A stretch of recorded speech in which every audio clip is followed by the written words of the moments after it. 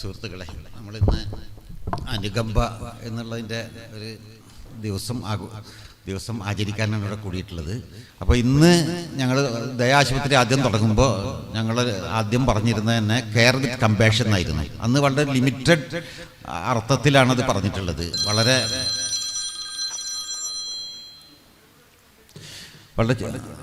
വളരെ ചുരുങ്ങിയൊരു അർത്ഥത്തിലായിരുന്നു. കാരണം രോഗി പരിചരണത്തിൽ മാത്രമായിരുന്നു ഞങ്ങളന്ന് ശ്രദ്ധിച്ചിരുന്നത്. രോഗി പരിചരണത്തിൽ പരമാവധി അനുകമ്പ കൊടുക്കുന്നത്, ദയാന്ന് പേരിട്ടതും അങ്ങനെയാണ്. പക്ഷെ ഒരു മൂല്യവാക്യം ആയിട്ടുണ്ടെങ്കിലും അതുപോലെ തന്നെയാണ് ഞങ്ങൾ ശ്രമിച്ചത്. പക്ഷെ ഇന്ന് അനുകമ്പ, ഇന്ന് ലോകം വളരെ വ്യത്യസ്തകൾ നിറഞ്ഞതാണ്. അപ്പോൾ അവിടെ അനുകമ്പ പ്രാവർത്തികമാക്കണം എന്നുണ്ടെങ്കിൽ ഒരുപാട് കാര്യങ്ങൾ നമ്മൾ അറിയണം, പഠിക്കണം എന്നുള്ളതാണ്.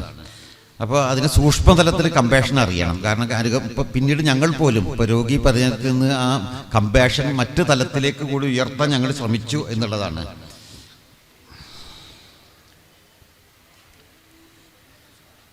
അപ്പോൾ 2001 ഞങ്ങൾ ആശുപത്രി തുടങ്ങുമ്പോൾ ഞാൻ നേരത്തെ പറഞ്ഞു അനുകമ്പ ഒരു മൂല്യവാക്യമായിട്ട് ഞങ്ങൾ എടുത്തു എന്നുള്ളതാണ്. പക്ഷേ ഇവിടെ പലരും പറയുന്നു, ഇപ്പോൾ KGSൻ്റെ സന്ദേശം ഇവിടെ വായിച്ചു എന്ന് പറഞ്ഞ് KGS മറ്റേ ഹിംസക്കും വെറുപ്പിനും എതിരെയുള്ള ഒരു രാഷ്ട്രീയ പ്രവർത്തനമായിട്ടാണ് അനുകമ്പയെ കാണുന്നത്. അതുപോലെ ഡോക്ടർ ദിവാകരൻ ഇവിടെയുണ്ട്. ഡോക്ടർ ദിവാകരൻ മിക്കവാറും പാലിയേറ്റീവ് കെയർ ഇങ്ങനെ ഒരു മഹാപ്രസ്ഥാനമാക്കി മാറ്റി, അനുകമ്പയോടുള്ള ഒരു പ്രസ്ഥാനമാക്കി മാറ്റി എന്നുള്ളതാണ് പറയാൻ പോകുന്നുണ്ടാവുക. അതുപോലെ ഇപ്പോൾ ഇവിടെ ഗോപികൃഷ്ണനും പുഷ്പലതയും പറഞ്ഞു സ്നേഹം അതുപോലെ തന്നെ മനുഷ്യത്വമാണ് അനുകമ്പ എന്നുള്ളത്. പക്ഷെ നമ്മളുടെ ഒരു ലെവലിൽ നിന്നിട്ടാണ് ഇതിനെക്കുറിച്ച് സംസാരിക്കുന്നത്. ഇവിടെ ഗായത്രി എന്ന് പറയുന്നുണ്ട്, Oxford hand book of compassion എന്നുള്ള ഒരു പുസ്തകത്തെക്കുറിച്ച് സംസാരിക്കുന്നുണ്ട്. അപ്പോൾ അതിലൊരു പ്രധാനപ്പെട്ട, അതിൻ്റെ എഡിറ്റോറിയൽ ഒരു പ്രധാനപ്പെട്ട വാക്കുണ്ട്, ഒരു രൂപം കൊടുത്ത. അത് പ്രധാനമായിട്ട് ഈ കമ്പാഷൻ ഒരു ആർഭാടമോ സൗജന്യമോ അല്ല, മനുഷ്യവംശത്തിൻ്റെ അതിജീവനത്തിന് അത്യാവശ്യമായ ഒന്നാണ് എന്നാണ്. കാരണം കമ്പാഷൻ ഇല്ലെങ്കിൽ മനുഷ്യർ തമ്മിൽ, ഇപ്പോൾ നേരത്തെ രണ്ടുപേരും ഗോപികൃഷ്ണൻ സൂചിപ്പിച്ചു, നമ്മുടെ നാട്ടിലുള്ള ബഹളങ്ങളും അതുപോലെ തന്നെ വെറുപ്പും അതുപോലെ തന്നെ അക്രമങ്ങളും ഒക്കെ, അതൊക്കെ കമ്പാഷൻ ഇല്ലാത്തതുകൊണ്ടാണ്. പക്ഷെ ആ കമ്പാഷൻ ആ രീതിയിലേക്ക് വന്നാൽ പലപ്പോഴും നമുക്ക് ഇതൊക്കെ ഒഴിവാക്കാൻ പറ്റുന്നതാണ് നമ്മളൊക്കെ വിശ്വസിക്കേണ്ടത്. കാരണം ഇപ്പോൾ അവിടെ കൊലപാതകത്തെ, കുട്ടികളെ കൊല്ലുന്നതിനെ കുറിച്ച് പറഞ്ഞു, സ്ത്രീകളെ കൊല്ലുന്നതിനെ കുറിച്ച് പറഞ്ഞു.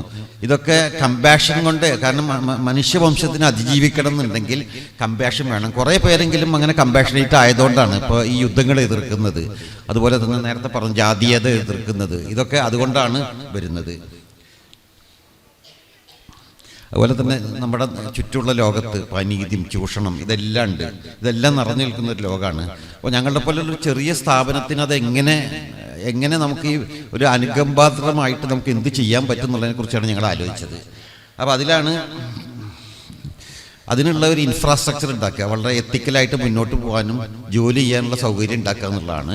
അപ്പോൾ ആ ചുറ്റുപാടിലുള്ള കുറച്ച് ആൾക്കാർ ഞങ്ങൾ എന്തൊക്കെ ചെയ്തു എന്നുള്ളത് ഞങ്ങൾ പറയാം. ഇപ്പോൾ ഉദാഹരണത്തിന് ഇപ്പോൾ നമ്മളിപ്പോൾ ചികിത്സാ രംഗത്ത് തന്നെ, രോഗപരിചരണ രംഗത്ത് തന്നെ നമ്മൾ പണം ഒരു പ്രധാന ഉപാധിയായിട്ട് മാറ്റിയിട്ടില്ല. ചികിത്സക്കൊരു പണം, ഉള്ള കാശ് തന്നോ എന്നിട്ട് ചികിത്സിക്കുക. അപ്പോൾ സാമ്പത്തിക ബുദ്ധിമുട്ടുള്ളവർക്ക് ഒരുപാട് ആനുകൂല്യങ്ങൾ, ഒരുപാട് സ്കീമുകൾ നമ്മൾ ഉണ്ടാക്കി കൊടുത്തിട്ടുണ്ട്.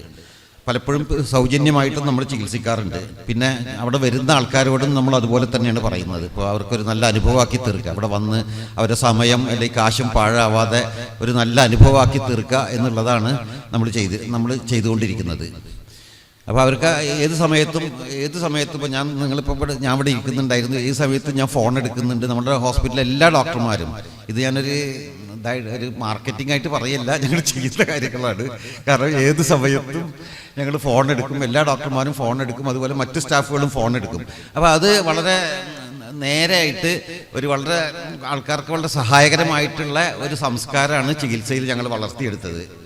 അതുപോലെ തന്നെ ചികിത്സാ നൈതികത, ഇപ്പോൾ നമ്മളൊരു ആവശ്യമില്ലാത്ത ഒരു ടെസ്റ്റുകളോ അല്ലെങ്കിൽ ഒരു സർജറി ചെയ്യില്ല എന്നുള്ളത്, അതുപോലെ ശാസ്ത്രീയമായിട്ട് ചെയ്യുക എന്നുള്ളതാണ്. നമ്മൾ എംപിരിക്കലായിട്ട് ഒരിക്കലും ചികിത്സിക്കാറില്ല, അതിനാണ് നമ്മളോട് കൂടുതൽ പ്രാമുഖ്യം കൊടുക്കുന്നത്. നിങ്ങളിതൊരു ഇതായിട്ട് എടുക്കല്ല, ഞാൻ പറയുന്ന കാര്യങ്ങളാണ് നമ്മുടെ അനുഭവങ്ങൾ. ഇപ്പോൾ എനിക്ക് ദയാശുപത്രിയിലുള്ള അനുഭവങ്ങളെ ഉണ്ടാവുള്ളത്, ഒരു മാർക്കറ്റിംഗ് രീതിയല്ല. അതുപോലെ സ്റ്റാഫിൻ്റെ കാര്യത്തിൽ ഇപ്പോൾ സ്റ്റാഫിന് വളരെ ഭേദപ്പെട്ട, ഇപ്പോൾ നമുക്ക് മിനിമം സാലറി അല്ലെങ്കിൽ അതിലും കൂടുതലും നൽകാനാണ് ഞങ്ങൾ ശ്രമിച്ചിട്ടുള്ളത്, എല്ലാ കാലത്തും ശ്രമിച്ചിട്ടുള്ളത്. അതുകൊണ്ട് തന്നെ സ്റ്റാഫ് നമ്മളോട് 100% കൂറുള്ള ആൾക്കാരാണ്. പിന്നെ അവർക്ക് വളരാനുള്ള അവസരങ്ങൾ നമ്മൾ നൽകുന്നുണ്ട്. അപ്പോൾ അവർക്ക് കൂടുതൽ പഠിക്കാൻ അല്ലെങ്കിൽ സ്പെഷ്യൽ ട്രെയിനിങ് കൊടുക്കുന്നുണ്ട്. പക്ഷെ വന്ന ലെവലിലുള്ള ആളല്ല ഇപ്പോൾ ഉള്ളത്. അപ്പോൾ അവർക്ക് പരമാവധി പഠിക്കാനും കൂടുതൽ ബിരുദങ്ങൾ എടുക്കാനും അവരെ പരിശീലനം നൽകാനും കൂടി നമ്മൾ ശ്രമിക്കുന്നുണ്ട്. അപ്പോൾ അതൊക്കെ പിന്നെ പലരും കുറച്ച് പേരെങ്കിലും, ഒരുപാട് പേരില്ല, എന്നാലും അവർ ഇപ്പോൾ ഒരു ടെർമിനൽ ഇൽനെസ് വരും, ചിലപ്പോൾ ക്യാൻസർ വരും, അല്ലെങ്കിൽ കിഡ്നി ഡിസീസ് വരും. അപ്പോൾ അതിന് ട്രാൻസ്പ്ലാന്റേഷന് ഞങ്ങൾ സഹായം ചെയ്യുന്നുണ്ട്. അതുപോലെ അവരെ ക്യാൻസർ ചികിത്സക്ക് ഞങ്ങൾ ഏകദേശം സൗജന്യമായിട്ടുള്ള ഈ കാര്യങ്ങളൊക്കെ ചെയ്യുന്നുണ്ട്. അതുപോലെ കുട്ടികൾ പഠിക്കാൻ, ഇപ്പോൾ നമ്മൾ വിചാരിക്കുന്ന പോലെയല്ല, ചില കുട്ടികളൊക്കെ വളരെ നല്ല രീതിയിൽ പഠിക്കും, അതിന് സാമ്പത്തിക ചെലവുണ്ട്. അപ്പം അത്തരം സഹായങ്ങളും ആശുപത്രി. ഇപ്പോൾ ഞാൻ പറഞ്ഞത് അനുകമ്പ എന്ന് പറഞ്ഞത്, ഇപ്പോൾ നമ്മളിവിടെ കൂടിയിരിക്കുന്നത് ഒരുപാട് സ്ഥാപനങ്ങൾ ഇവിടെ ഉണ്ട്. ഇതിനോട് ബന്ധപ്പെട്ട ഒരുപാട് പ്രസ്ഥാനങ്ങൾ കൂടിയിട്ടാണ് അനുകമ്പ ഇന്ന് ഒരു ആശുപത്രി എന്ന നിലക്കാണ് ഞാൻ ഇത്രയും ചെയ്തത്. പക്ഷേ ഇത് എല്ലാ രംഗത്തും ഇത് വരണം, അതിൻ്റെ ഒരു കൂട്ടായ്മയാണ് നമ്മളോട് ഉദ്ദേശിച്ചിട്ടുള്ളത്. കാരണം ഓരോ നിത്യജീവിതത്തിൽ തന്നെ ഓരോ രംഗത്തും അനുകമ്പ വന്നാൽ മാത്രമേ ഈ വെറുപ്പിൻ്റെ ഒക്കെ പ്രത്യയശാസ്ത്രം ഇല്ലാതാവുള്ളൂ. അപ്പം അത് നമ്മൾ കൂടുതൽ പേരിലേക്ക് പ്രചരിപ്പിക്കണം എന്നാണ് എൻ്റെ അഭിപ്രായം. അപ്പോൾ അതിന് ഏതായാലും വളരെ സാർത്ഥകമായിട്ടുള്ള ഒരു മീറ്റിംഗാണിത്. കുറേ പേര് സംസാരിക്കാനുണ്ട്, എനിക്ക് സമയം കുറവാണ്, എനിക്ക് മലപ്പുറത്ത് പോകണം. അതുകൊണ്ട് താങ്ക് യു.